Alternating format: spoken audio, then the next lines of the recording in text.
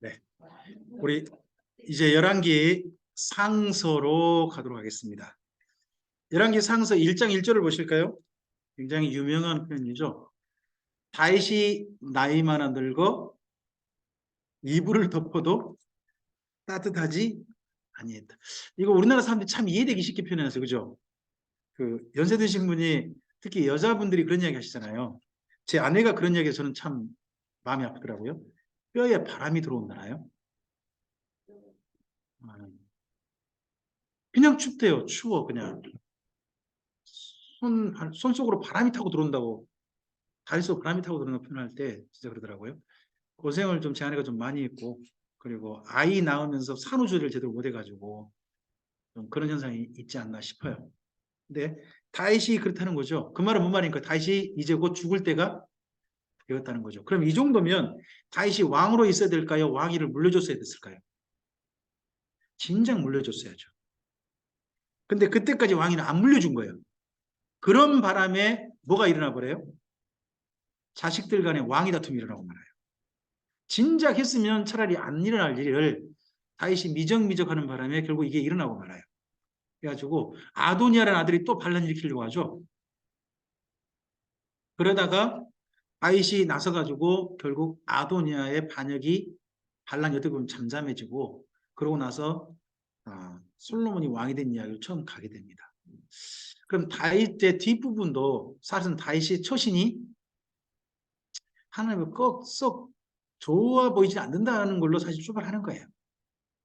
어쨌든지. 그러니까 우리는 다윗을 보면요, 다 잘했다 아닙니다. 사람은 어디까지나 사람인 겁니다. 자, 왜 이게 떴을까요?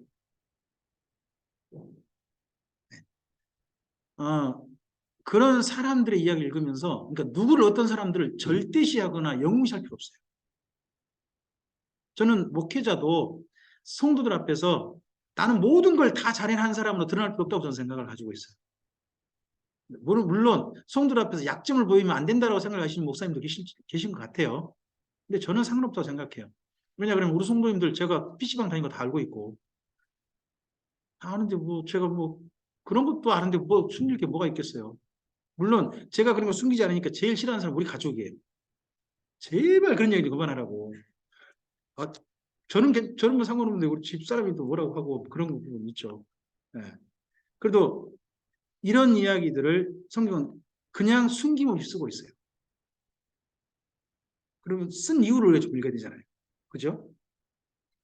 그리고 그런 가운데서 그 다음 솔로몬에게 왕위가 물려지는데, 사실 다윗이 이렇게 하는 바람인지 모르지만 1장에서 1장하고 2장에서요 많은 사람이 죽어나가요.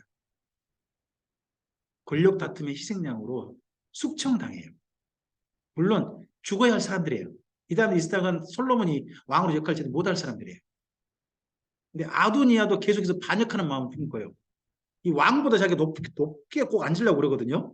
그러다가 죽임 당하고, 또 요압도 죽고, 또 아비아다리온 대제사장도 파직당하죠.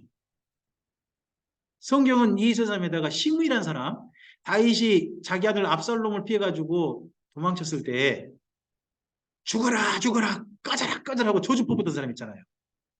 그 사람 죽는 이야기까지 쓰고 있어요. 근데 이 사람들만 죽었을까요? 아니겠죠. 그래서 사실 여기 열왕기 상서 1장과 2장에서는요 피비린내로 가득 차 있어요, 이야기가. 근데 2장 끝이 뭐라고 끝나나요? 솔로몬의 손에 왕위가 견고해졌다는 거죠. 드디어 뭐 한 겁니까? 모든 권력이 누구에게 집중됐다? 솔로몬에게 집중됐다는 겁니다. 그럼 집중됐을 때 사실 솔로몬의 그 다음의 행동이 잘한 겁니다. 그게 뭐냐 그러면 바로 일천 번제 사건입니다. 3장이죠. 그 3장에다가 여러분 역대하서 1장이라 좀 써놓으시겠습니까? 역대하서 1장 이렇게 써놓으시고 잠깐 앞을 보세요. 열왕기 상서는요, 열왕기 상서는 열 왕들의 이야기예요. 열 왕이면 몇 명이죠? 왕이? 자칫하면 10명이 되죠. 그죠? 이제 열왕 그럼 무슨 말이냐 그러면 모든 왕이라는 뜻이죠. 열방 그러면 10개 나라인가요? 모든 나라잖아요. 그렇죠? 세상 전부를 말하잖아요. 그래서 열이라는 표현을 그렇게 쓰는 거예요. 이스라엘 민족은. 그래서 열왕 그러면 남유다 북이스라엘 모든 왕들의 이야기다 하는 그런 표현인 거예요. 그런 표현인데 이 열왕기 이야기 중에 왕들 이야기 중에 먼저 상서인데 그 중에 모든 왕들 이야기지만 열왕기 상서에서는 3명의 왕을 기억하시라는 거예요. 3명의 왕. 첫 번째 솔로몬, 두 번째 아합, 아니 여로보암 죄송합니다. 여로보암, 세 번째 아합. 이 3명을 기억하는 겁니다. 열왕기 상서는 이 3명을 중심으로 읽으시면 됩니다. 솔로몬을 중심으로 읽으시고요. 여로보암이라는 왕을 통해 중심으로 읽으시고요. 그리고 또 한 사람 아합 왕을 중심으로 읽으세요. 이 3명을 중심으로 읽으시는 겁니다. 열왕기 상서를 어떻게 읽을 것인가 하는 거에 대해서 좀 이렇게 읽어보세요 하고 제가 좀 가이드를 드린다면 한 이런 걸 좀 드려보고 싶어요. 첫째, 열왕기서라든지 이런 역사서 있지 않습니까? 여호수아서, 사무엘서, 열왕기서 여기는요. 사실 이스라엘 민족은요. 지금도 역사서로 읽지 않습니다. 선지자의 글이라고 합니다. 그러니까 이스라엘 민족은 여호수아서, 사사기, 사무엘 상하서, 열왕기 상하서는 선지서인 거예요. 이스라엘 민족에게. 우린 역사서로 구분했죠. 그러나 이스라엘 민족은 선지자로 불러요. 선지자의 글로. 이거 하나 기억하셔야 되고 두 번째 말씀드렸던 것처럼 여기 열왕기 상서에는 3명의 왕을 기억을 한 거죠. 솔, 여, 아. 여자 이름 아니에요. 아시죠? 솔로몬, 여로보암, 아합이죠. 그 다음에 글을 읽다 보면요. 남북 이야기잖아요. 북이스라엘, 남유다잖아요. 그 중에서 누구를 중심으로 읽겠어요? 여러분이라면 누구 중심으로 읽겠어요? 다윗 중심 아니겠어요? 그런 마음이 들죠. 왜? 그쪽에서 메시아가 나중에 오실 테니까. 그러나 열왕기 상서 하서에서요. 남북이 존재할 때를 보시면요. 주로 북이스라엘의 분량이 훨씬 더 많아요. 북이스라엘 중심으로 쓰고 남유다를 그 다음 보조하는 형식으로 쓰고 있어요. 왜 그럴까요? 하나님은 남유다만 사랑하신 게 아니에요. 북이스라엘은 무려 10개 지파잖아요. 남유다는 2개 지파고요. 물론 남유다에는 레위 지파도 대부분 왔으니까 3개 지파가 될 수 있겠네요. 하지만 그렇게 많은 지파가 있는 북이스라엘도 하나님께서 사랑하시고 하나님의 택한 민족으로 여기시잖아요. 그러다 보니 북이스라엘 훨씬 더 많은 분량을 쓰고 있다 하는 것도 글을 읽으시면서 보셔야 돼요. 때때로 우리는요. 우리 마음에 따라서 글을 읽어버릴 수 있어요. 내 마음이 다윗의 입장에 있다 보니까 여기 열왕기 상사하서 읽으면서도 누구 이야기 중심으로 읽으려고 하냐 그러면 남유다 중심으로 읽으려고 하는 분들이 의외로 많아요. 남유다 중심. 그렇게 읽지 마시라는 거예요. 그 다음에 선지자가 등장해요. 드디어 여기 열왕기 상서의 선지자. 근데 그 선지자 중에 대표 선지자 누굽니까? 엘리야, 엘리사입니다. 그리고 이러한 열왕기 시대 드디어 왕도 나타났고 선지자도 나타났습니다. 백성들은 그럼 어떻게 살았을까요? 이걸 읽으셔야 돼요. 우리가 성경을 읽을 때 자칫하면요. 영웅 중심으로 읽을 수 있어요. 자, 여러분 사사기를 읽으면 사사를 중심으로 읽어야 됩니까? 백성을 중심으로 읽어야 됩니까? 사사기니까. 사사 생각 들지 않습니까? 그죠? 그러나 거기 사사기를 잘 읽어보면요. 사사기는 백성을 중심으로 쓰고 있습니다. 사무엘 상하서 그리고 이쪽에 보면 사람 중심인 것 좀 보입니다. 근데 그런 지도자를 통해서 백성들이 어떻게 됐는가를 보셔야 되는 겁니다. 여기 열왕기 상하서도 마찬가지입니다. 영웅 중심으로 읽지 말고 이 사람 덕분에 이 선지자 덕분에 백성들은 어떻게 됐을까를 읽으셔야 됩니다. 우리는 엘리사 그러면 어떤 사건 떠오릅니까? 아니 엘리야. 3년 반 동안 비가 안 내린 거. 그리고 또 한 사건 갈멜산에 불이 하늘에서 내린 거. 그렇죠. 그러나 비가 갑자기 엄청나게 왔고 왕의 마차보다 더 빨리 달려버렸던 그런 내용 떠오르지 않습니까? 그런 기적이 떠오르죠. 그다음에 또 엘리야 그러면 불이 갑자기 하늘에 내려가지고 50부장과 그 군사를 불러 태워주겠다는 사건 2번이나 그런 사건 떠오르잖아요. 그런데요, 그걸 읽다 보니까 예수님이 하신 말씀이 안 보일 수 있습니다. 예수님은 이런 말씀하시거든요. 엘리야가 불내렸다 이런 걸 따진 게 아니라요. 엘리야 덕분에 그 기근 때에 하나님께 돌아온 과부가 이스라엘 중에 한 명도 없었다. 사르밧 과부 시돈 여자만 한 사람 하나님께 돌아왔다. 이야기를 하세요. 그 선지자 덕분에 백성들이 어떻게 달라졌는가를 읽으시는 거예요. 그걸 읽으셔야 여기 제대로 읽는 거예요. 자칫하면 영웅 중심이다 보면 목사님을 영웅으로 만들어서 또는 교회 어떤 성도를 영웅으로 만들어 거기 중심을 하려고 하는 스타일을 가져갈 수 있어요. 교회가요. 그러면 안 된다는 거예요. 그런 사람 덕분에 전체 성도들이 어떻게 달라졌는가를 보셔야 됩니다. 그런 사람도 중요하지 않다는 거 아닙니다. 역할이 참 중요합니다. 하지만 어떻게 백성들이 어떻게 달라졌느냐 여기에 관심이 있다는 걸 읽으셔야 됩니다. 그리고 또 하나 하나님의 소원은 뭐죠? 지금 역사가 진행되는 게 중요한 게 아니잖아요. 왕이 누가 바뀐 게 중요한 게 아니잖아요. 하나님은 이스라엘 민족에게 가지신 소원은 한결같으시죠. 너희가 내 말을 듣고 내 언약을 지킨다면 너희가 내게 대하여 제사장 나라가 되어주고 거룩한 백성이 되어주고 제사장 나라가 될 것이 이거 아닙니까? 이게 이루어지는 걸 보셔야 되는 거죠. 역사 속에서 하나님과 이스라엘 민족이 함께 산다면 누가 행복하셔야 돼요? 이스라엘 민족이 잘 사는 게 중요한 게 아닙니다. 그 역사 속에서 하나님이 정말 기뻐하셨느냐가 중요한 거 아닙니까? 그죠? 그게 하나님 중심으로 있는 거잖아요. 그래서 역사가 어떤 왕이 바뀌었느냐, 어떤 영웅이 나타나냐 잊지 마시고 이때 하나님은 어떤 마음이셨을까? 이때 하나님은 정말 즐거우셨을까? 이때 하나님은 슬퍼하셨을까? 이때 하나님은 진노하셨을까? 이런 걸 읽으셔야 돼요. 그 역사 속에서. 그래야 이런 시대에 내가 있다면 나는 어떻게 살 것인가가 보이거든요. 그리고 그런 하나님의 마음을 따라 와서 사역했던 사람이 누굽니까? 선지자들입니다. 앞서서는 읽지 않았는데요. 지금 열왕기 하서 왔으니까 열왕기 상서 와서 왔으니까 우리 좀 읽어볼게요. 17장 13절 좀 가십시다. 선지자를 보낸 까닭.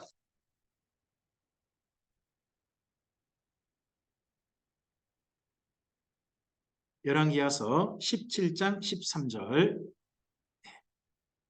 함께 읽어볼까요? 여호와께서 각 선지자와 각 선견자를 통하여 이스라엘과 유다에게 지정하여 이르시길. 누구를 통하여서요? 선지자와 선견자를 통하여서 특별히 두 나라에게만 이야기했다는 거죠. 어디? 북이스라엘과 남유다. 두 나라에게만 지정하여 말씀하셨습니다. 뭐라고 하셨습니까? 그 다음요. 너희는 돌이켜 너희 악한 길에서 떠나 나의 명령과 율례를 지키되 내가 너희 조상들에게 명령하고 또 내 종 선지자들을 통하여 너에게 전한 모든 율법대로 행하라. 이게 하나님께서 선지자들을 통하여 하신 메시지의 요약이죠. 모든 선지서의 요약이잖아요, 지금. 그러니까 이사야서부터 말라기서까지 있잖아요. 그 모든 선지자의 중심 주제를 한 절로 줄이면 여기 13절이 되는 거예요. 여기 예수님이 오신다는 이야기는 주로 돼 있지 않잖아요. 첫째 이야기가 뭐예요? 하나님께 제발 뭐하라?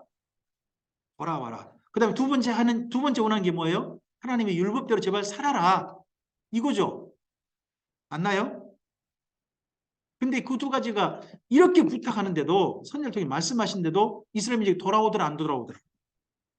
안 돌아오니까 제발 뭐 혹시나 메시아를 보내면 돌아올까?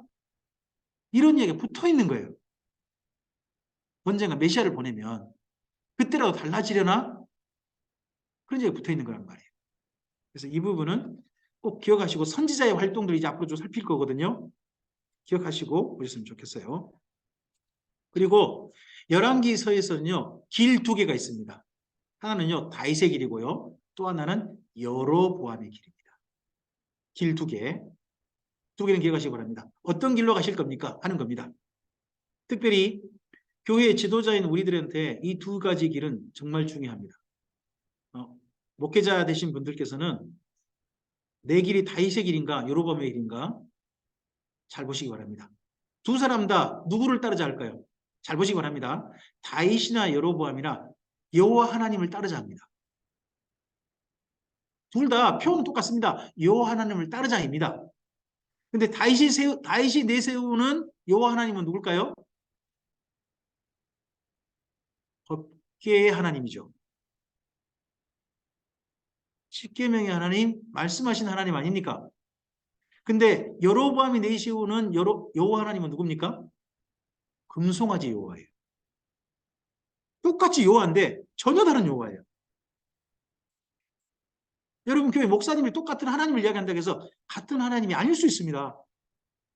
어떤 목사님은요 맨날 복만 주신 하나님입니다. 어떤 하나님은요 맨날 지옥하는 하나님입니다. 어떤 목사님 그런 하나님만 자꾸 이야기할 수도 있잖아요. 어떤 하나님은 맨날요 전도해라 전도해라 전도해라는 하나님입니다. 전도밖에 모르는 하나님. 그럴 수도 있습니다. 목사님들 통해 듣는 하나님이 똑같은 하나님이 아닐 수 있습니다. 하나님의 일부분을 그렇게 할 수 있습니다. 문제는 뭐냐? 자, 여러분 신천지에서 주일날 신천지 모이면서 하나님을 하나님이라고 할까요? 이만희 하나님이라고 할까요? 그들은 하나님이라고 합니다. 대신에 그들은 어떤 하나님이냐? 이만희라는 사람을 이 시대에 하나님의 대신해서 그 하나님 그 속에 있는 딱 그 한 사람에게만 하나님이 계신 겁니다. 그런 하나님으로 믿는 겁니다. 똑같은 하나님을 부르는데 전혀 다르죠. 이번에 JMS 나오고 있죠. 우리나라 언론이 안 하니까 넷플릭스에서 그 때려버렸습니다. 근데 그 JMS만 아니라 그 다음 보니까 한 4편 나오는 것 같아요. 나는 신이다. 이게 다 기독교의 민낯이라는 게 참 부끄러운 거죠. 근데 그 중에 JMS가 나는 신이다. 그거 할 때 JMS 신도들은 하나님을 하나님이라고 할까요? 정명석이라고 할까요? 그냥 하나님이라고 합니다. 대신에 누구를 하나님 대신에 사용하시는 하나님. 오직 정명석만을 하나님 대신에 보낸 메시아로 보낸 하나님으로 그들을 믿는 겁니다. 하나님을 부른데 마치 꼭 다윗이 내세운 하나님과 여로보암이 내세운 하나님이 다른 것처럼 그런 겁니다. 똑같이 하나님을 따르자고 하는데 전혀 다른 하나님이란 거예요. 그러니까 우리 목회자들이 잘 봐야 되는 겁니다. 내가 자칫하면 성도들한테 이 하나님을 따르자고 하는데 그 하나님이요 여로보암의 하나님이면 이거 일나는 겁니다. 그런 거잖아요. 그죠? 이런 것도 우리가 좀 살펴봐야 되는 거죠. 남왕국은요 20대를 갑니다. 앞서서 다윗왕, 솔로몬왕 때는 통일왕국이고요. 그 다음 르호보암부터 해가지고 시드기야까지 22대를 갑니다. 근데요 여기 11개 상하의 특징이 뭐냐? 남왕국에는요 왕들에게는 어머니를 밝힙니다. 어머니를 밝히고 있어요. 왜 밝힐까요? 저는 이렇게 읽었습니다.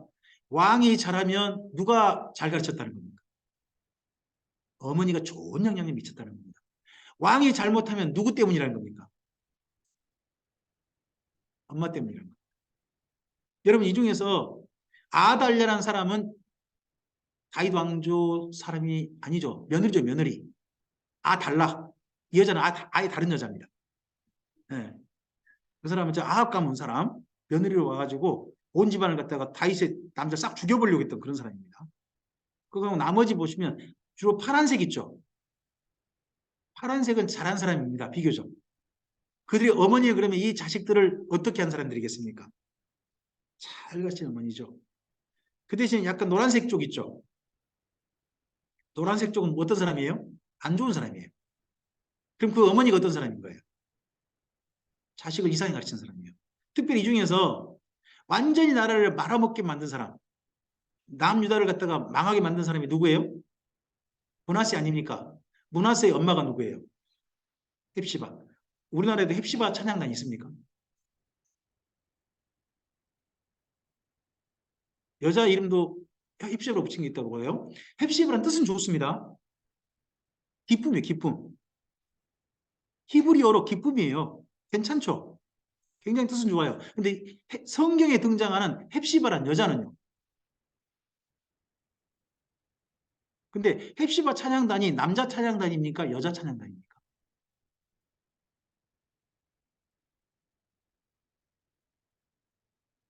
제가 이런 이야기 한 거 아닙니다. 이거 노 목사님이 시비 거신 이야기입니다. 제가 그대로 가져온 겁니다. 우리가 지금 성경에서 본래 어떤 사람들 이야기를 잘 읽어보지도 않고 그냥 일부만 가져와서 쓰는 경우가 있습니다. 내가 좋다고. 근데 성경 읽어보면 헵시바라는 여자는 도저히 본받아서는 안 되는 여자입니다. 이런 것도 관심 있게 좀 보셔야 됩니다. 그리고 북이스라엘은요, 네, 왕조가요, 무려 9번 바뀝니다. 몇 년 만에요? 한 220년 만에요. 그러면 왕조가 몇 년마다, 평균 몇 년마다 바뀐 거죠?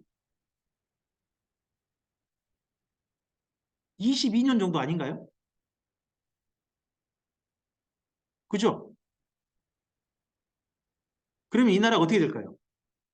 왕조가 바뀔 때마다 앞선 왕조 사람 싹 죽이는 겁니다. 또 새롭게 이렇게 하는 겁니다.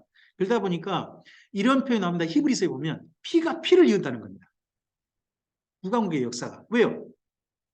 새로운 왕조가 설 때마다 앞선 왕조 싹 죽이고 또 좀 살만하면 또 싹 죽이고 이런 상황이 계속 나타난다는 게 북이스라엘 역사라는 겁니다. 피가 피를 이었다. 우리나라 대통령 제도가 이게 바뀔 때 보수 정권으로 갔다가 진보 정권 갔다가 하다 보니까 그 우리나라의 공기관 그쪽 되신 분들이 어떻게 되나요? 싹 갈리고 또 갈리고 또 갈리고 자꾸 반복하죠. 물론 옛날과 달리 피는 안 흘립니다만은. 근데 그런 나라입니다. 이런 나라 가운데서요. 뭐 다 아시면 좋겠습니다만 4명은 기억했으면 좋겠습니다. 특별히 여로보암입니다. 여로보암. 두 번째는요. 오므리 가문의 아합입니다. 그리고 세 번째는 에후 가문의 여로보암 2세입니다. 그리고 당연히 맨 마지막은 기억해야 되겠죠? 호세아. 북이스라엘 보내받은 선지자 중에 호세아 선지자 있죠.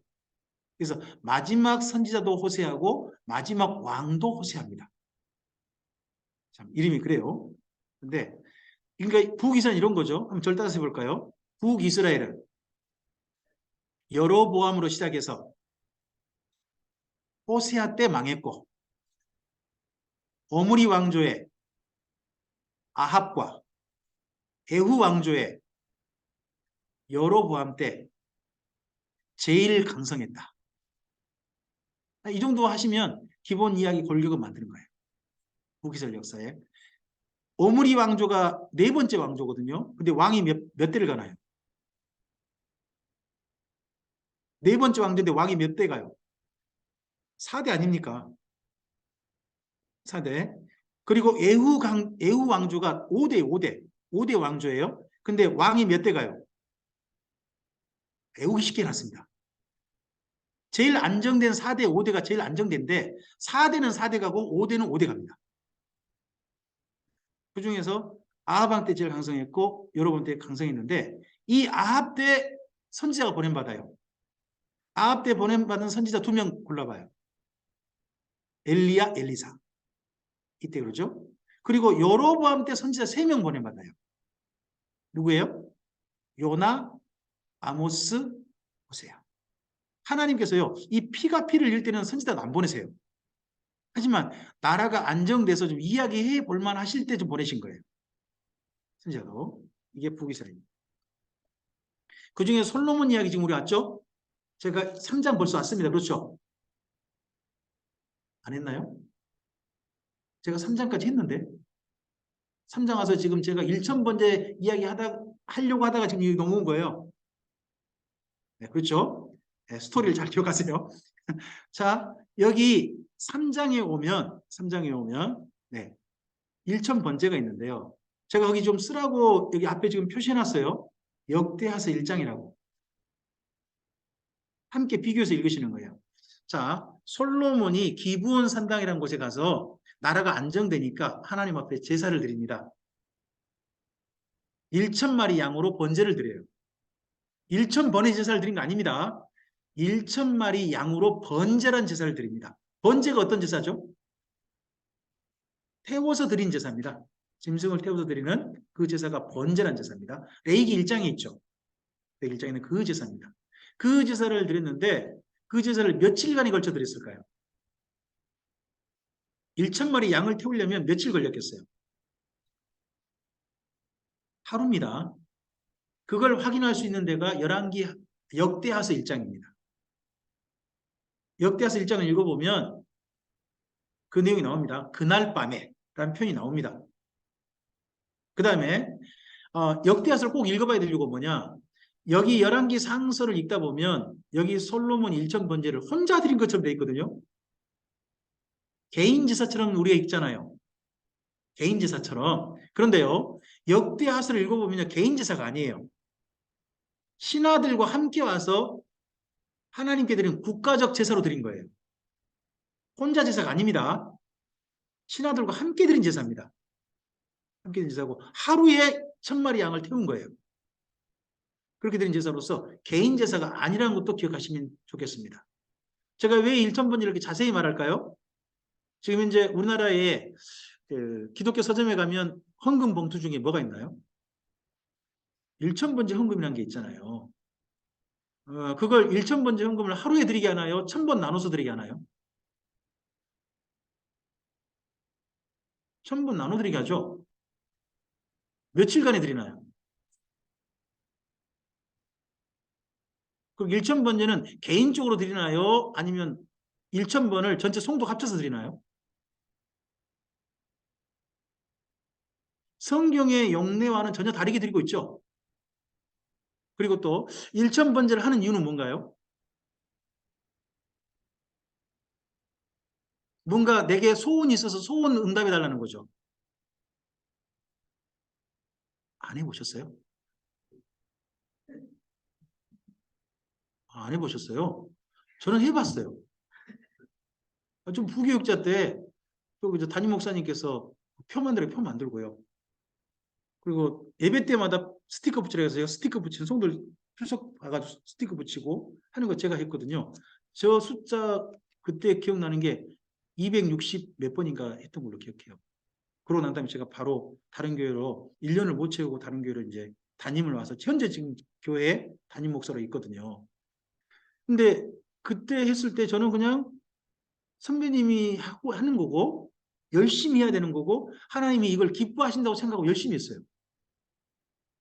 저는 한 번도 그 제사가 그렇게 번제 1,000번제가 1,000번을 나눠드린 제사라고 생각했지 1,000마리 양을 한 번에 태워서 드린 제사라고 생각하지는 않았어요.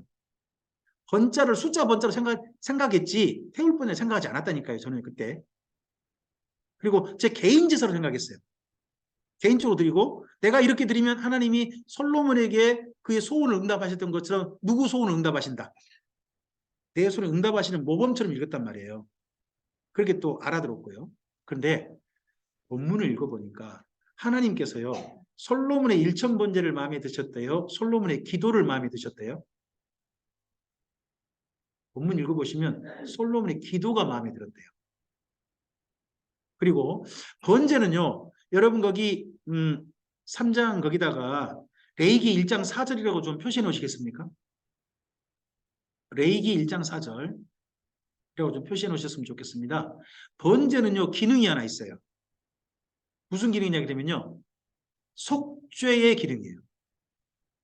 속죄. 그럼 번제는 왜 드리는 거예요?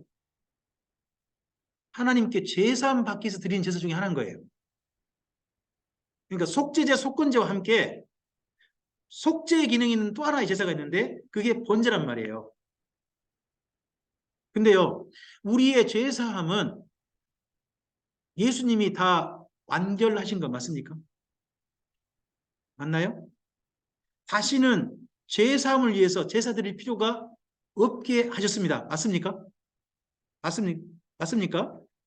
그러면 예수님이 그렇게 하셨는데도 불구하고 또 제사함을 위해서 제사를 그런 제물을 드린다 하면 무엇을 못 믿는 겁니까? 예수님의 십자가의 죄사함 사건을 못 믿는 겁니다. 그래서 사실 이단으로 정죄받은 데가 있습니다. 혹시 4단계 회개론이라는 데를 들어보셨습니까? 이런 데 안 들어보신 게 좋습니다. 거기는 저기 박무수 목사인가 그런 사람인데 저 부산에서 있는 그쪽 이단이에요. 거기는요 회개하면서 헌금을 바쳐야 한다는 거예요. 회개 헌금을 바쳐야 한다는 거예요. 그것도 4단계에 걸쳐서. 그런 가운데 헌금이 들어가요. 회개를 위한 헌금. 왜? 구약성경 보니까 재물을 바쳐서 뭘 하더라? 재산 받더라. 이렇게 하는 거예요. 그렇게 해가지고 헌금 바치기 한 그것 때문에 그 이단으로 정죄받았어요. 왜요? 우리가 회개하고 재산 받는 데는 예수님이 다 이루셨기 때문에 우리의 어떤 공로도 우리가 무엇도 개입해서는 안 된다는 게 우리 믿음이죠. 제가 지금 이단적인 말 하는 거예요? 제가 지극히 성경적인 말을 하고 있는 거예요. 근데 번제가 무슨 기능이 있다고요? 그럼 자기가 그런 생각이 있든 없든 간에 번제란 이름으로 하나님께 예물을 드리면 자기도 모르게 해요. 자기는 본래 그런 생각 전혀 없는데 자기도 모르게 성경적으로 보면 그 사람은 예수님의 십자가 사건을 모독한 사람이 되고 말아요. 저는 그래서 일천번제 헌금은요. 심지어 무슨 생각을 하냐. 이게 진짜 이단적인 요소가 있다고 저는 생각을 해요. 십자가 사건과 연결해 보니까 심각한 문제인 거예요. 그리고 또 하나는 이제 하나님께서는요. 일천번제를 기뻐하시거나 개인적인 제사 받으신 것도 아니고 솔로몬의 기도가 마음에 드셨다는 거 아닙니까? 그렇다면 지금 현재 우리에게 중요한 거 뭡니까? 하나님 마음에 드는 기도를 똑바로 올려드리는 겁니다. 그러면 하나님 마음에 드실 거 아니겠습니까? 그리고요. 솔로몬이 그 받았던 지혜 있지 않습니까? 지혜. 듣는 마음이라고 본래 해놨어요. 듣는 마음. 지금 그 뭐냐. 재판 가운데서 억울한 사람의 소리를 제대로 알아듣는 겁니다. 근데요. 솔로몬의 지혜를 우리 그 어머님들이 학력고사라든지 수능 같은 때 열심히 기도하시죠. 우리 애들한테 누구의 지혜가 있게 달라고. 그러면 우리 애들 시험 잘 볼까요? 잘못 볼까요? 솔로몬의 지혜가 진짜 임했습니다. 그럼 시험 잘 볼까요? 잘못 볼까요? 잘 볼 수 있는 영역이 있습니다. 첫째, 솔로몬의 지혜는요, 재판을 위한 겁니다. 수능에 재판 문제 나옵니까? 안 나옵니까? 나와요? 안 나와요? 법 판결 문제 나와요? 안 나와요? 그 다음에 다른 부분이 있습니다. 이게 영역이 확장됩니다. 노래를 많이 지었습니다. 1005개 노래입니다. 그러면 무슨 쪽에 지혜가 있으면 무슨 쪽에 재능이 있겠습니까? 음악.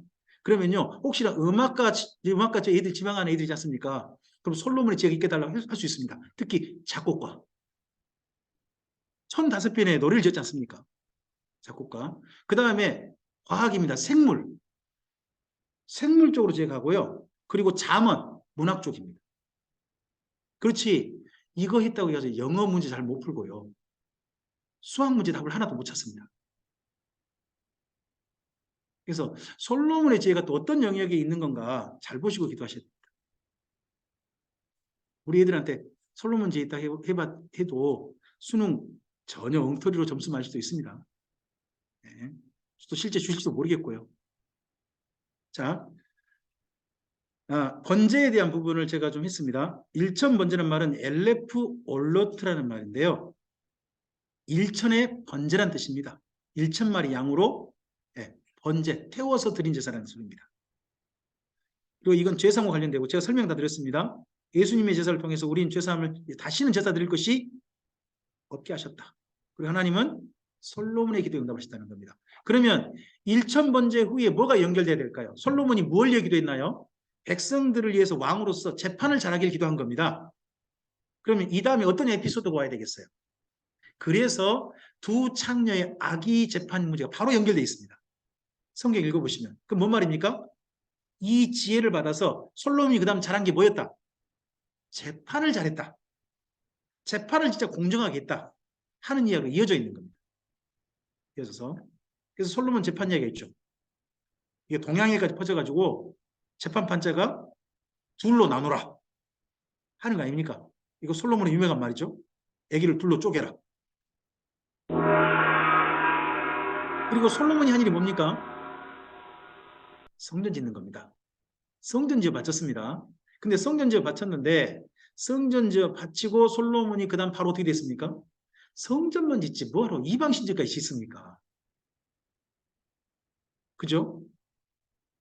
여기까지 멈춰야 되는데 그 지혜 가지고 성전까지만 짓지 그 지혜 가지고 이방 신전도 열심히 지어가지고 예루살렘 한쪽 산을 놨다고 산당들로 잔뜩 만들어 놨습니다. 오죽했으면 그 산 이름 보고 뭐라고 한다고요? 멸망산. 그렇게 만든 사람이 솔로몬이었습니다. 하지만 성전을 지어 바쳤고 난 다음에 솔로몬은 여기까지는 괜찮았습니다. 솔로몬에게도 전도했어요. 읽어보시면 11장에 솔로몬의 전도가 나옵니다. 11장에 그가 누구 전도입니까? 스바 여왕. 스바 여왕 전도가 나옵니다. 그런가요? 제대로 말한 거 맞나요? 10장인가요?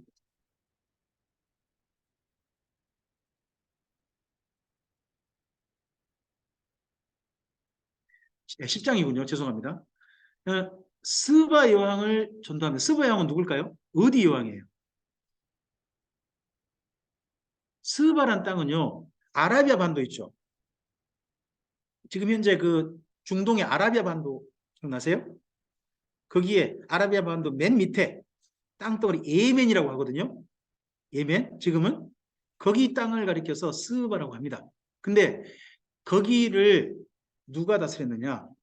구스가 다스릴 때 그때 이름이 스바입니다. 그래서 스바 여왕이란 원래는 이디오피아 여왕입니다.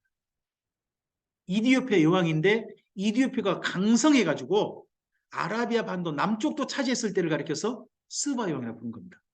우리나라에 백제 근초고 왕이라는 왕을 혹시 아십니까? 근초고 왕 때 백제가 어느 정도였죠? 중국에 진출해 중국의 일부도 백제 영역이었지 않습니까? 그렇죠? 바로 그런 시대, 그렇게 강력했던 구스의 시대가 한때 있었다는 겁니다. 그때 여왕이 스바 여왕. 근데 스바 여왕이 솔로몬 만나러 왔다가 배우고 가죠. 뭘 배우고 갑니까? 하나님이 어떤 분인지. 그래서 여기 구스란 나라, 이디오피아 나라에 그 후에 오래도록 하나님을 향한 신앙이 물려졌습니다. 그래서 여러분 저 예수님 이후 예루살렘 교회 때 한 그 이디오피아 내시 이야기 있지 않습니까? 이디오피아 여왕 간다게의 내시가 예루살렘 왔다가 절기 왔다가 이사여서 읽고 가는데 도저히 이게 뭔 말인지 몰라가지고 고민하고 있을 때 하나님께서 빌립 집사를 얼른 거기 가가지고 가이사르에 있는 빌립 집사로 하여금 광야까지 내려가게 해가지고 만나게 하지 않습니까? 성령님께서. 그래서 하나님의 말씀을 가르치고 예수님의 이름으로 세례를 줘 보내는 사건 기억나십니까? 그때까지도 이디오피아에 하나님을 향한 신앙이 남아져 있다는 거 아닙니까? 이방인들은 이렇게 이 스바 여왕 때부터 그때까지 물려간 거 아닙니까? 그렇게 가다가 마침내 그 이후에 오래도록요, 그 이디오피아에는 기독교 정교회가 물리적었다고 합니다. 근데 이런 나라를 누가 못 볼까요? 사탄이 딱 못 보는 것 같습니다. 지금 현재 이디오피아는요, 슬프게도 공산화돼 버렸습니다. 공산화돼 버려서 모든 기독교는 유적 기독교가 되고 말았습니다. 사실 기독교 유적 중에 가볼 만한 데가 이디오피아라고 합니다. 오래도록 기독교가 있어서. 근데 지금 우리 성지 순례 가는데 이디오피아를 간다는 사람은 아무도 없죠. 생각도 안 하잖아요. 그러잖아요. 오래도록 신앙이 물려졌는데. 네, 그때 전도한 겁니다. 그랬는데 11장 가볼까요? 11장 1절부터 보시면 솔로몬이 전도를 당하죠. 자기 아내들한테 전도한 게 아니라 전도 당했죠. 그래서 하나님을 떠나서 누구한테 가버립니까? 이방 신들한테 가버립니다.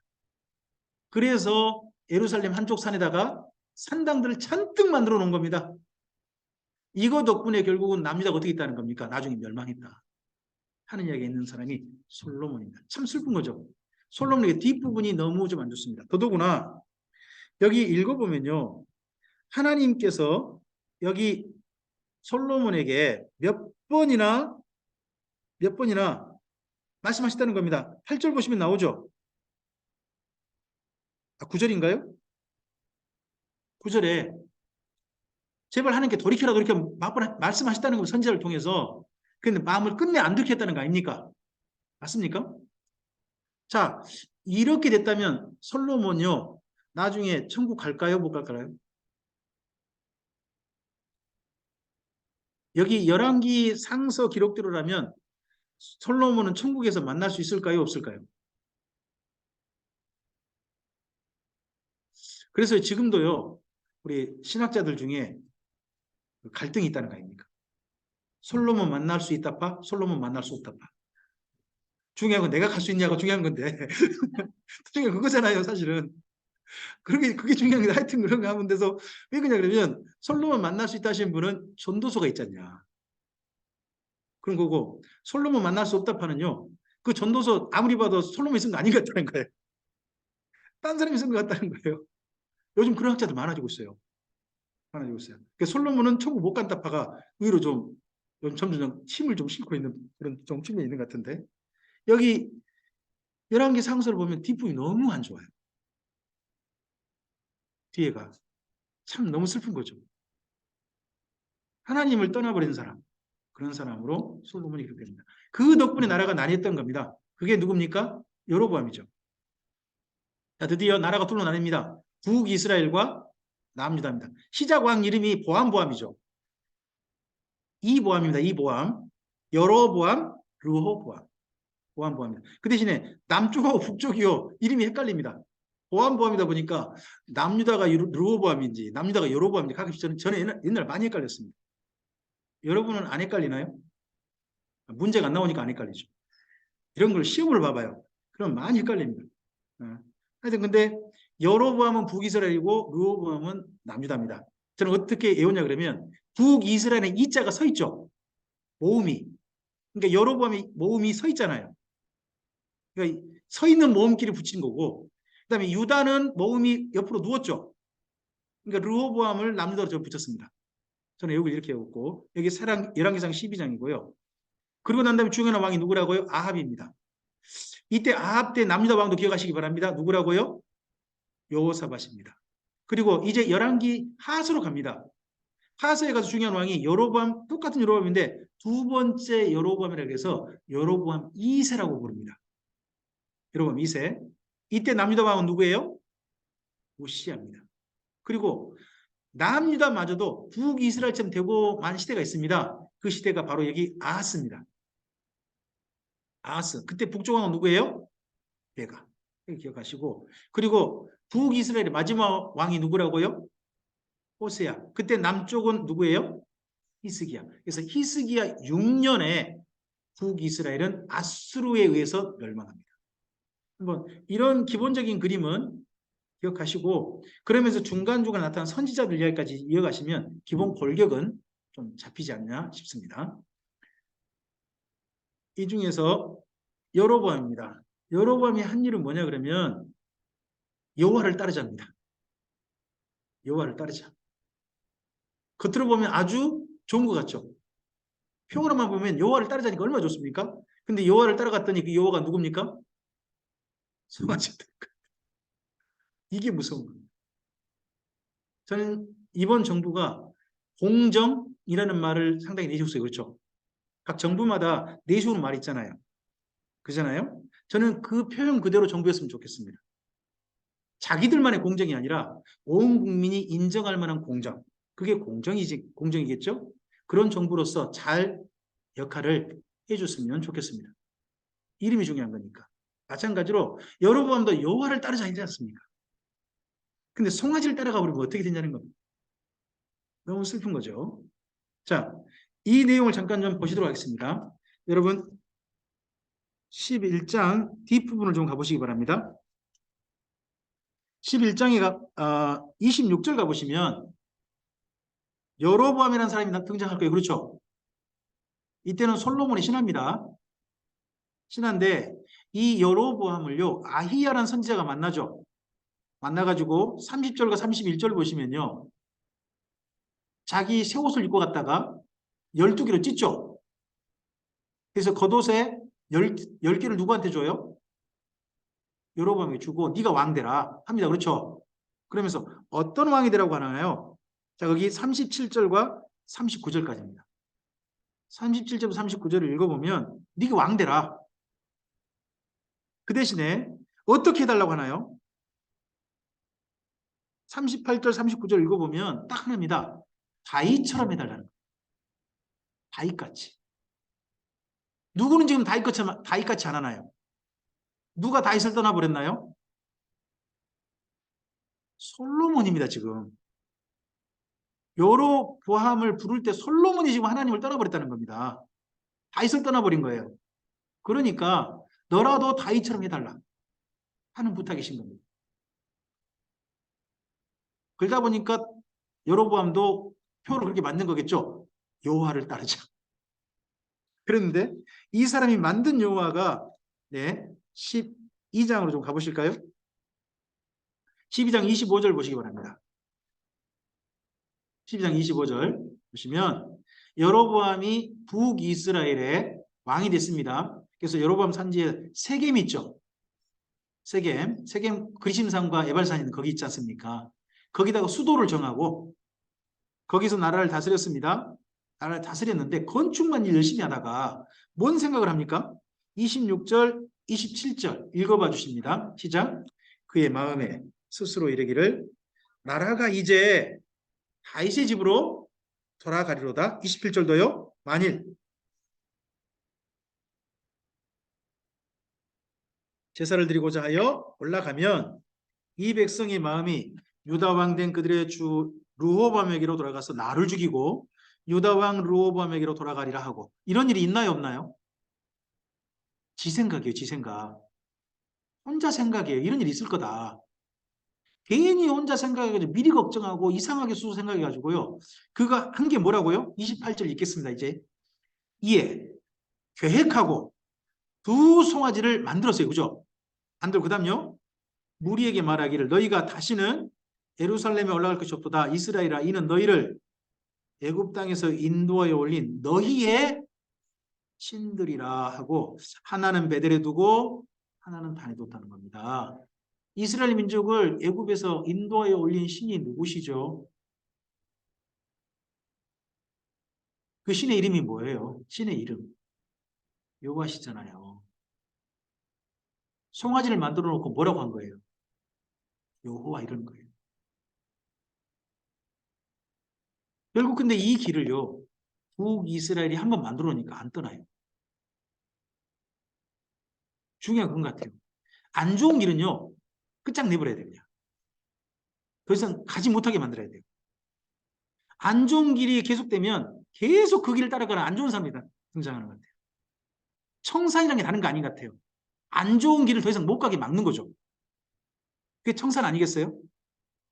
근데 이게 안 되니까 북이스라엘이 220년을 계속 이 길을 가버려요. 그럼 생각해 보세요. 북이스라엘이 220년 살았는데 산 사람들 중에요. 220년 동안 그 북이스라엘에 태어나서 여호와를 부르겠죠. 죽을 때도 여호와를 부르겠죠. 근데 북이스라엘 사람들 머릿속에 떠오르는 여호와는 어떤 여호와일까요? 송아지죠. 지금 우리나라에 통일교에 태어나서요. 통일교로 살다가 통일 죽은 사람도 있고요. 아직도 어 저기 뭐죠? 신앙촌 혹시 기억나세요? 좀 요즘 신앙촌 기억나시죠? 예? 그 신앙촌 거기 태어나가지고 지금 신앙촌 사람 살다가 신앙촌 사람 죽은 사람도 있어요. 그 사람들에게 하나님은요 그런 하나님이에요 평생. 그렇게 믿다가 죽는 거예요. 자기는 하나님 잘 믿어도 생각하겠죠. 그눈 떠보니까요. 언제 하나님 앞에 눈 뜨겠죠. 내가 너를 도무지 알지 못해 이런 사람일 거 아니에요. 평생 그렇게 신앙생활을 하고 있어요. 그런 사람이 북이스라엘 된 거죠. 그래서 이 잘못된 길은요, 빨리 없앤 게 낫습니다. 근데 이 길을 계속 간다는 게 문제라는 겁니다. 자, 그리고 나서 이런 길로 더 지나친 사람이 있습니다. 여호와 하나님은 진짜가 아니에요. 송아지는 그 가짜 송아지요. 진짜 송아지는 바알이여 하고 주장하는 사람이 드디어 북이스라엘에 등장했습니다. 그 사람이 아합입니다. 그래서 제가 이 부분을 이렇게 말합니다. 송아지 어떤 송아지가 진짜 송아지? 여호와 송아지가 진짜 송아지냐? 바알 송아지가 진짜 송아지냐? 이런 시대가 북이스라엘에 있다는 거예요. 근데 백성들은요, 아직도 두 송아지 사이에서 머뭇머뭇하는 겁니다. 둘 다 가짜인데 가짜인 줄 모르고 그렇게 헤매는 시대가 아합 시대였다는 겁니다. 거기가 열왕기상서 16장이죠. 16장을 한번 가보시기 바랍니다. 16장 29절부터 보시면요. 누가 왕이 된 이야기가 등장합니까? 아합이죠. 아합이 왕이 됐습니다. 근데 아합이 된 편이 어떻게 됩니까? 30절. 오므리 아들 아합이 그의 이전의 모든 사람보다 여호와 보시기에 악을 더욱 행했다는 겁니다. 앞선 사람은 어떤 악을 행했을까요? 여호와를 송아지라 부르는 그런 악입니다. 근데 이 사람은요. 느바스의 아들 여로보암의 죄를 따라 행하는 것을 오히려 가볍게 여기며 시돈 사람의 왕 에빠알의 딸 이세벨을 아내로 삼고 가서 이분은 이 사람은 누구한테 예비했어요? 바알에게. 둘 다요. 여기도 바알도 송아지입니다. 이게 진짜 송아지, 이게 원조 송아지요. 그 식당 이름 그거 있잖아요. 무슨 식당 그러면 다른 식당 따는 사람 여기에 원조요. 치는 것처럼 자기가 원조 송아지 섬기겠다고 해가지고 바알 송아지 섬기는 거예요. 그래가지고 그 사마리아라는 국가 수도에다가 바알 신전을 세우고 국가적인 우리나라의 대표 신앙은 바알 신앙이요. 선포된 사람이 아합이죠. 이때 백성들의 정신 차려야 되겠죠. 백성들도 그 모양 그 꼴했단 말이 34절이에요. 34절. 그때 여기 아합의 정책을 따라서 여리고 재건축 사업이 일어난 것 같죠? 여리고 재건축 사업. 그 맡은 사람이 누구예요? 총감독자가 히엘인 것 같아요. 그죠? 히엘. 근데 히엘이 이 도시를 건설하다 시작하자마자 누가 죽어버려요? 맏아들이 죽어요. 도시 완공을 어떻게 완공할까요? 성문을 만드는 거예요. 성문 다는 거예요. 성문 달자마자 누가 죽었어요? 막내 아들이 죽었어요. 이 말씀이 사실은 이미 성경에 예언되어 있어요. 여호수아서 6장 6절이에요.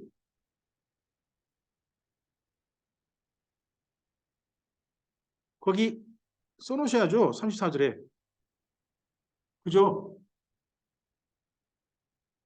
이런 사건이 있을 거라고 예언해 놨는데 이걸 무시했거나 모르거나 한다는 거예요. 일반 백성도. 그러니까 그 왕의 그 신하고 그 민족들인 거죠. 6절 맞나요? 6절인가요? 16절인가요? 26절인가요? 네, 죄송합니다. 네. 그 6절에다 앞에다가 2자를 넣으시죠. 죄송합니다. 여호수아서 6장 26절이라고 쓰시면 나중에 참고할 말씀이 될 겁니다. 네. 그러니까 왕도 바알을 따라가 버리고 백성들도요. 성경을 무시하거나 성경도 모르거나 그런 시대가 어느 시대? 바로 아하방 시대였다는 겁니다. 이러면 답이 있습니까? 없습니까? 이건 답이 없어요. 그럴 때 하나님이 해보시는 방법이 뭐예요? 선지자를 보내시는 거예요. 일깨우시기 위해서. 그래서 17장 넘어가면 바로 누가 등장합니까? 이 왕 때 엘리야가 등장합니다. 여호와 하나님의 이름이 아니면 이 기근 안 끝날 거다 하고 사라져버리는 거예요. 그렇죠?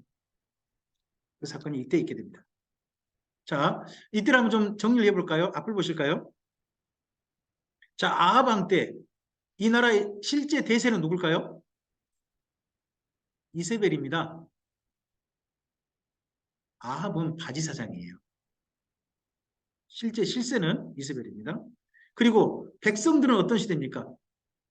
율법을 완전히 잊어버린 시대입니다. 무시하거나 잊어버리거나. 선지자는요.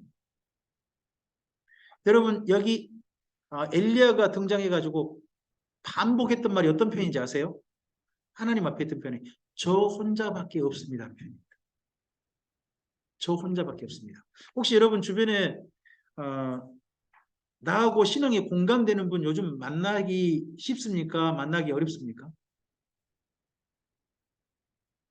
그럼 여러분도 이런 말 할 수 있습니다. 하나님, 저희밖에 없습니다. 저밖에 없습니다. 음, 제가 광주에서 에스라 성경 강좌를 진행을 맨 처음 할 때 한 네 분이 같이 하자고 했었어요. 근데 나중에 놓고 보니까 저 혼자밖에 안 남았어요. 그래서 혼자밖에 안 남아서 참 힘들었거든요. 많이 외로웠어요. 그런데 그 이후에 성경 강좌 쭉 진행하면서 광주에서 저하고 공감하신 분이 한두 분 등장하기 시작했어요. 사실 산청도 한 번도 갔다 오신 적도 아닌데 대야 설교를 하고 있는 분들이 몇 분이 계세요. 지금 여기 성경 강좌 전체를 녹화해 주시고 정리해 주시는 우리 교단 분 아니세요. 신유선 목사님 분이 백석측 분이시거든요.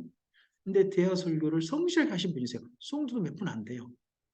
개척인지 하셔가지고 가져가고 몇 분 겨우 함께하는 교회인데 성실하게 하세요. 얼마나 감사한지 모르겠어요. 이제 아닌 게 아니라 요즘은요, 목사님 차 한잔 하시죠 하고 갈 만한 사람이 있다는 게 너무 고마워요. 함께 할 만한 사람이 있다는 거. 근데 엘리야는요, 외로움을 고백해. 호소해요. 저 혼자밖에 없어요. 그래서요, 이 다음에 엘리야가요, 엘리사에게요, 한 가지 해준 게 있어요. 엘리사에게 해준 거. 그게 뭐냐 그러면요, 선지생도를 남긴 거예요. 베델하고 여리고에 선지생도 각각 몇 명씩 남겼어요. 그들과 함께 하라는 거죠. 그래서 엘리사는요, 사역을 물려받을 때 혼자 하지 않았어요. 엘리야는 혼자 했지만 엘리사는 여러 명 선지생들과 함께 했죠. 나중에 엘리사 때 선지생도가 함께 모였을 때 보니까 길갈인가 모였을 때 100명이라고 그러죠. 그들이 누구냐? 사실 자기 선생님이 물려준 사람들인 거죠. 그런 내용도 있어요. 그 다음에 이런 일이 있음에도 불구하고 하나님은 이 북이스라엘 여전히 사랑하세요. 진짜 미워도 다시 한번 예, 미워도 내 사랑이라고 했는데 아직도 그대는 내 사랑. 옛날 그런 그 가요가 있었어요. 그죠? 네. 했는데 하나님이 정말 그러시는 거예요. 사랑하시니까 누구를 보내시는 거예요? 선제를 보내시고. 사랑하시니까 없애버린 게 진멸시키는 게 아니라 재해를 보내셔가지고 이 재해 때문에 제발 정신 차리길 원하시는 그런 하나님이 이때도 등장하는 겁니다. 여기가 사마리아입니다. 오므리 가문이 왕조를 시작했고 그 이후에 북이스라엘 멸망할 때까지 있던 곳입니다. 여기는 지금 현재 요르단 있죠. 요르단. 이스라엘하고 연결해서 요르단. 그 뒤에 수도가 라빠예요. 라빠는 옛날 우리 성경에 나오는 암몬 있죠. 암몬. 암몬의 수도예요. 그래서 이 라빠를 암만인가 불러요. 암만.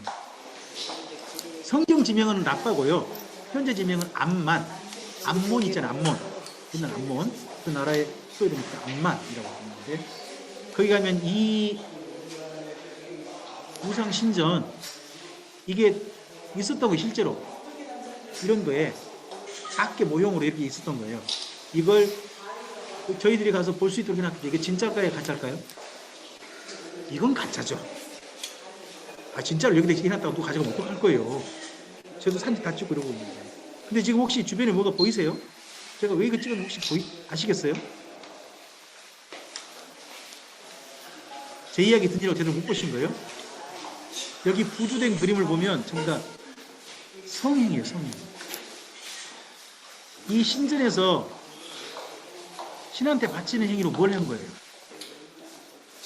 성행위를 신한테 바친 행위로 바친 거예요. 그래서 이 신전에서요, 신한테 바치는 성행위를 예물로 드리기 위해서 늘 대기하는 여자들이 있어요. 그 여자들을 뭐라고 부를까요? 신전 창녀라고 불러요. 성경 속에 창녀가 나오죠? 원래 창녀는요, 그냥 몸 파는 여자가 아니에요. 신전에서 신을 위해서 봉사하는 여자를 가리킨 거예요. 구약성경에서 창녀 나오면 이해하셔야 돼요. 이 음란한 제사 의식을 바치기 위해서 있는 고용된 여인들인 거예요. 신한테 바쳐진 여자들. 이런 신전 의식이 어느 나라에 들어온 거예요? 이스라엘에. 이방 민족을 통해 들어와 버린 거죠. 근데 이 정도 가고 신이 만족 안 한대요. 그럼 신이 더 어떤 데 더 만족할까요? 이런 성행위 말고 아주 그냥 바로 응답하는 신이 있다네. 몰렉이라는 신은 이 제사만 바치면 바로 응답한대요. 그건 뭘까요? 어떤 제사 바치면? 예, 자기 맏아들을 불러 태워서 자기한테 바쳐주면. 이런 제사를 남유다 왕 중에 누가 하죠? 북이스라엘 사람 여러분 있는 것 같은데 남유다 왕 중에 아하스라는 왕이 가장 먼저 하고요. 그래서요. 아하스의 그 다음 왕위를 물려받은 사람이 히스기야 맞습니까? 히스기야가 맏아들이 아니에요. 그리고 므낫세가 아들들을 바쳤대요. 그럼 그 다음 아들이 아몬이거든요. 아몬이 적어도 셋째 이한 거예요. 아들들을 바쳤으니까. 그럼 끔찍한 일들이 있게 되죠. 이런 제사식을 한번 좀 기억해 보시면 좋습니다. 그리고 성경을 읽으시는 거예요. 왜 이런 걸 하나님이 그토록 싫어하셨는지. 여기가 단이란 곳, 지금도 있는 곳입니다. 제가 찍은 사진인데요. 지금 이 흔적이 지금도 남아 있습니다. 조금만 살짝만 더 할게요. 그러고 나서 쉬겠습니다. 여기가 길르앗의 디셉입니다. 디셉은 누구의 고향인가요? 엘리야의 고향입니다. 요르단의 길르앗 산지. 저 지금 멀리 보이는 이쪽 쪽이 길르앗 지역입니다. 지금은 저렇게 아주 그냥 디셉입니다. 나무도 없는 황폐한 지역이 보면 땅이 황무한 지역이 정말 척박합니다. 비가 별로 안 내려서. 우리 성경이 뭐 길르앗의 향료요 이런 말 나올 때 아주 좀 멋지게 생각 들죠. 가보면 와 이런 곳에 향료나 날까 하는 생각이 드는 그런 곳입니다. 반대로 비추면 여기가 디셉입니다. 디셉이 나무는 상수리 나무. 가보면 마을들이 산에 다 형성되어 있습니다. 왜 그럴까요? 외적이 쳐들어오면 막아야 되잖아요. 저 산에 있는 게 훨씬 유리합니다. 그래서 올라온 걸 막을 수 있으니까 이런 게 있습니다. 자, 그리고 난 다음에 이 가뭄이 들었을 때 엘리야가 도망친 곳이 어디죠? 그릿 시내가죠. 그릿 시내가는 어디 있을까요? 여기 디셉이라는 마을에 이 산꼭대기 있잖아요. 거기서 밑에 내려가면 그 아래 계곡이 자, 여긴 그릿 시내가입니다. 여기가요. 이쪽 여러분 쪽에는 어느 쪽인지 모르겠는데 저쪽은 오른쪽이에요. 이 오른쪽 위쪽이 디셉이에요. 그러니까 그릿 시내가로 도망쳤다 해서 저는 아주 멀리 도망친 줄 알았거든요. 자기 마을 밑이요. 밑에 거기 시내가 가지고 여기 지금 물이 살짝 흐르잖아요. 여기요. 안 보이시죠? 잘. 근데 시내가예요. 여기서 그러다 보니까 조금 가무니까 나중에 물이 말라버리잖아요. 물이 말랐잖아요. 여기고 이 그럼 반대편도 마을이 있는 거예요. 산꼭대기에. 여기 반대편 산꼭대기 마을 이름 뭘까요? 아벨 무홀라예요. 아벨 무홀라? 혹시 익숙하지 않으세요? 익숙하지 않으시면 성경을 잘 안 읽으시는 거예요. 여기가 누구의 마을이냐? 바로 엘리사의 마을이에요. 그러니까 엘리야하고 엘리사는요. 골짜기 사이 둔 건너편 마을 사람이에요. 그래서 엘리야가 엘리사한테 가가지고 옷을 던지죠. 옷 던지지 않습니까? 근데 옷 던지는 것 보통 누가 낯선 사람이 와서 나한테 옷 던지면요. 여러분 뭐라고 하시겠어요? 그 사람 보고? 이게 뭔 짓거리요? 뭐 이런 거 아닙니까? 근데 엘리사가 어떻게 알아먹죠? 따라오라는 얘기를 알아먹어가지고 바로 짐승 잡아서 마을 사람들과 함께 음식 나눠 먹고 엘리야사가 엘리야를 따라가지 않습니까? 왜 이럴 수 있는 거죠? 평소 엘리야하고 엘리사는 아는 사람들인 겁니다. 하나님이 남겨놓으신 7,000명 중에 엘리사도 있는 거고 아마 두 사람은 함께 갈멜이라는 곳에 가서 하나님께 제사 드렸던 사람 멤버일 수도 있습니다. 갈멜산. 거기서 하나님 사람 따로 모여서 제사 드렸던 것 같은데 그곳이 바로 여기 밑에 있는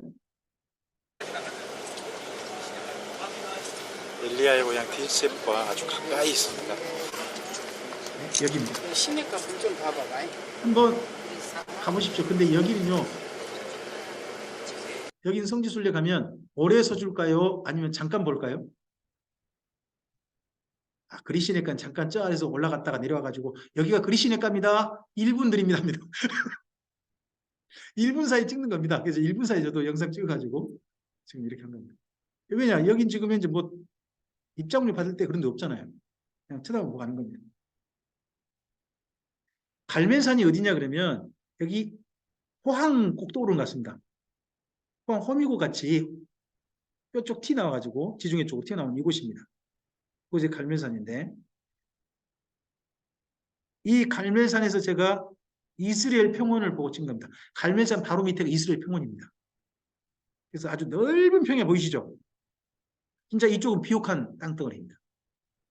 땅덩어리 해가지고 이쪽 바로 앞에 흐르는 기송강이 흐른답니다. 강 보이세요 혹시나? 보이세요? 전 강 못 봤어요.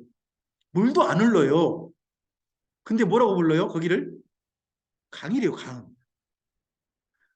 진짜 참 가보면 실망이 좀 클 수가 있습니다.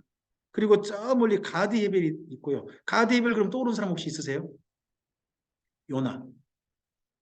가드 헤벨 사람 아미띠 아들 요나. 이쪽 사람이고요.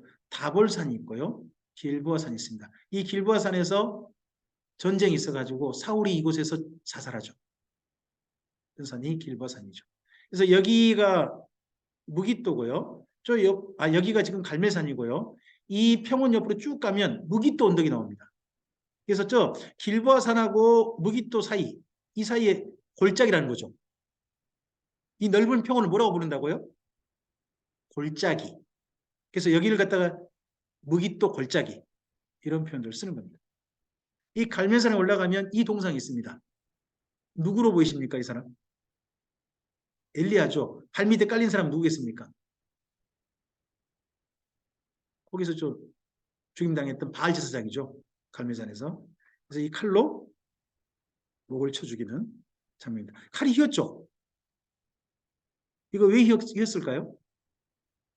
물론 그쪽에 이렇게 흰 칼이 있습니다. 나중에 나온 칼이고요. 이거 왜 휘었느냐? 이게 청동기 칼이라네요. 사람을 400명 죽이다 보면 어떻게 될까 이 칼이요? 휘어졌답니다. 원래 반듯했는데. 그래서 이게 휘어지게 했다고 합니다. 제가 한 말 아닙니다. 여기 가이드께서 하신 이야기입니다. 자, 로뎀 나무 밑에 씌었다 그러죠. 여러분 이게 나무로 보이세요? 이 밑에 쉬면 햇빛 좀 가리겠습니까? 그럼 이 밑에 쉬었다는 건 뭔 말입니까? 저 더 이상 살기 싫습니다는 겁니다. 광야 가면 있는 그나마 밑에 가시 같은 게 없는 나무가 이 로뎀이라고 하는, 우리나라 같은 뭐랄까요? 덤불? 그럴까요? 그런 거지 나무도 아니에요. 근데 이 밑에 그냥 누웠다는 겁니다. 나무로 보이는 게 있어요. 시띠나무라고 예? 조각목에 불린 나무가 있습니다. 근데 그 밑에는 못 누워요. 이게 못 누울까요? 조각목이요. 이파리가 가시요, 가시. 그럼 그 밑에 누우면 뭐가 많아요? 그러니까 누워도 죽기는 죽어도 이 가시나무 밑에 못 눕겠다는 거죠. 그래서 여기 로뎀나무 밑에 누웠어요. 요즘 교회에 로뎀나무 쉼터라는 데가 있는 데가 있죠. 어떻게 쉼터 좀 되겠습니까? 전 좀 생각해 보라고 하고 싶습니다. 가서 보고 로뎀나무를 보고 나서 한 생각입니다. 로뎀나무는 아무리 봐도 쉼터가 될 것 같지는 않다.